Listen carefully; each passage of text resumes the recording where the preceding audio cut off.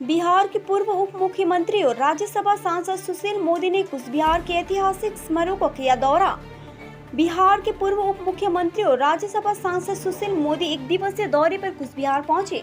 मंगलवार को उन्होंने सबसे पहले कुचबिहार के राजमहल का दर्शन किया और कुचबिहार के मदन मोहन मंदिर में जाकर मंदिर में पूजा अर्चना की। सुशील मोदी के साथ भाजपा के कुचबिहार उत्तर विधानसभा क्षेत्र विधायक तथा जिला अध्यक्ष सुकुमार रॉय, दक्षिण विधानसभा क्षेत्र विधायक निखिल रंजन डे और अन्य भाजपा नेता भी थे। सुशील मोदी ने कुचबिहार जिला भाजपा कार्यालय में संवाददाताओं से कहा कि वो पहली बार कुचबिहार का दौरा कर रहे हैं, इसीलिए कुचबिहार के पारंपरिक स्मारकों को देखने निकल पड़े।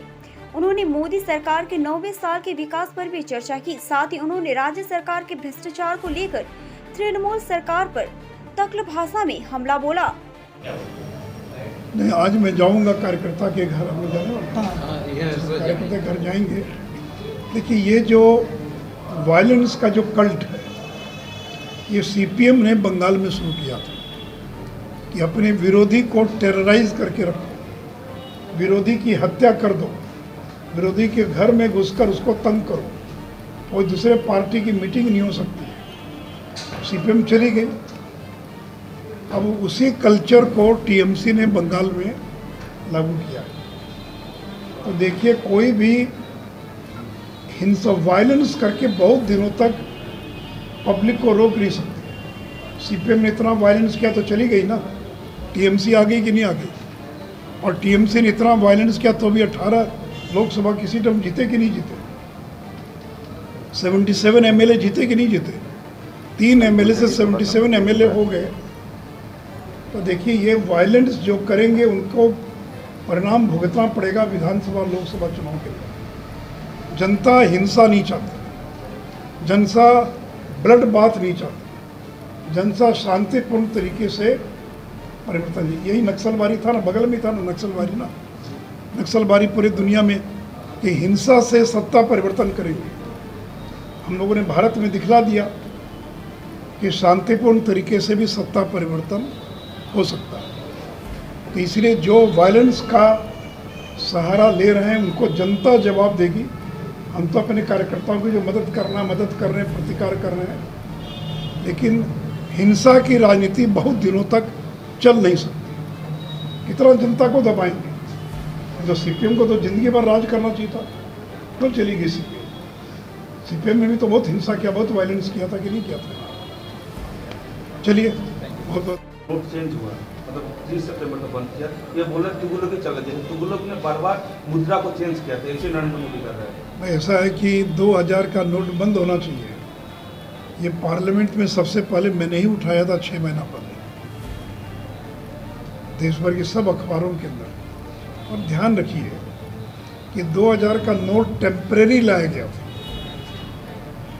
2000 का नोट जब नोटबंदी लागू हुआ, 500 और 1000 का नोट बंद किया गया, तो लोगों को नोट बदल के देना था, उतना नोट नहीं था। तो टेम्परेरी अस्थायी तौर पर 2000 का नोट लाया गया ताकि आपको 500 का 4 नोट के बजाय एक ही नोट दे देंगे तो आपका काम हो जाएगा। और 3 साल से उसका प्रिंटिंग बंद है।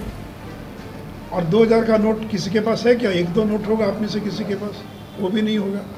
किनके पास है? बड़े लोगों के पास, जो ब्लैक मार्केटिंग करने वाले लोग हैं, जो होर्डिंग करने वाले लोग हैं, जो करप्ट लोग हैं, जो ड्रग माफिया हैं, जो पशु तस्करी करने वाले जो लोग हैं, जो पार्थो चटर्जी जैसे लोग हैं, जो शिक्षक भर्ती घोटाला, उनके घर में देखा होगा 2-2 हज़ार का नोट जो है। तो इसलिए जब 4 साल से प्रिंटिंग बंद है, तो सरकार ने तय किया कि अब हम उसकी प्रिंटिंग बंद कर दिया, इसको हम विड्रॉ कर रहे हैं। और देखिए, दुनिया में कहीं भी, अमेरिका में 500 का डॉलर है क्या? नहीं है। 100 रुपया, 100 करेंसी, $100 सबसे बड़ा। तो अगर अमेरिका, जापान, जर्मनी, फ्रांस, दुनिया के जितने बड़े देश हैं, कहीं भी 50 रुपया या 100 रुपये से ज़्यादा का करेंसी नहीं है। मैं अभी गया था इंडोनेशिया 1 महीना पहले। इंडोनेशिया में 1 लाख का करेंसी है।